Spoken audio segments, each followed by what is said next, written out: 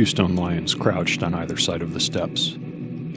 Well, they were probably made of concrete, but meant to look like carved stone. Above the doors, relief letters read, "Community comes first. Protect and serve." A pair of cops stood, drinking coffee and talking about some sport that had happened the night before. Inside the lobby were maybe half a dozen people, either sitting or standing. I made my way up to the front desk, where a woman in uniform was typing into a computer. How can I help you?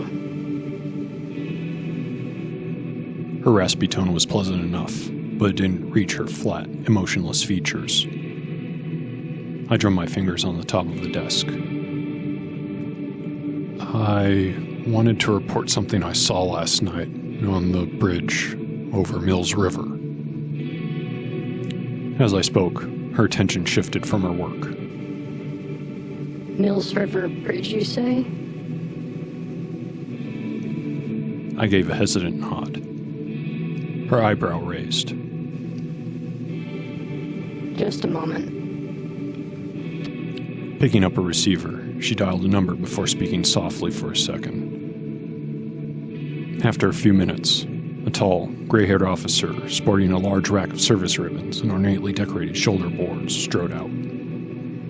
He stood straight, hands clasped behind his back. "I'm Chief O'Brien. You saw something at Mills River Bridge last night that you want to report?" Again, I nodded. "Yeah. I was there and saw some sort of creature with wings and glowing eyes on top of one of the pillars. It flew up in the air and dive-bombed me and my friends." His head pulled back.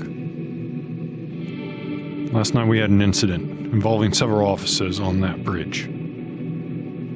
My fingers continued drumming the desk. "You have no idea what I'm talking about, do you?" I shook my head. "Don't know a damn thing about that, man." Bringing a hand up, he rubbed his eyes. "I was hoping you might be able to help us find the pups.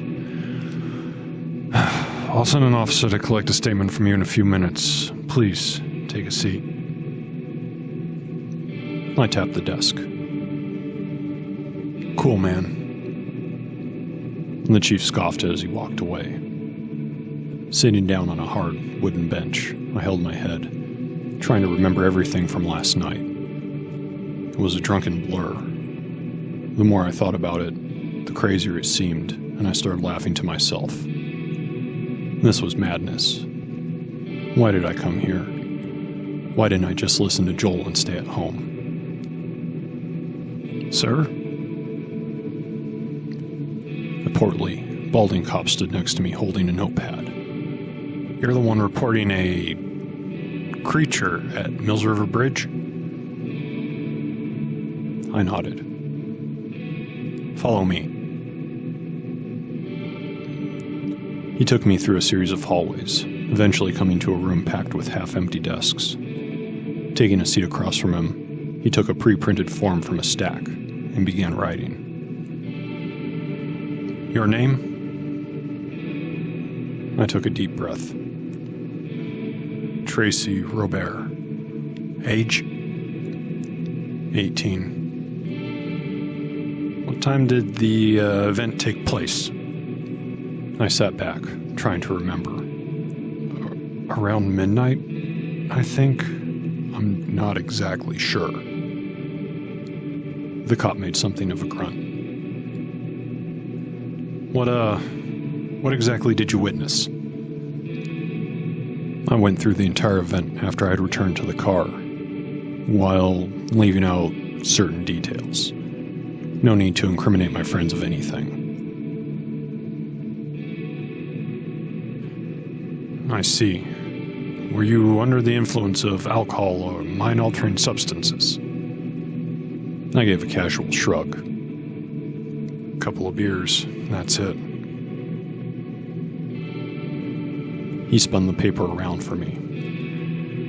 "Please read this and sign here to affirm what you're reporting is true and accurate. I'm required to inform you that filing a false police report can result in possible fines and/or jail time. I carefully read everything twice.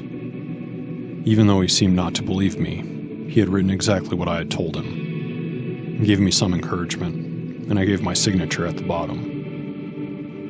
Pushing the paper back, I looked at him. Will this actually be looked into? He gave a sad glance at the report, then at me. Honestly, probably not. We're up to our ears in cases. Resigned, I nodded.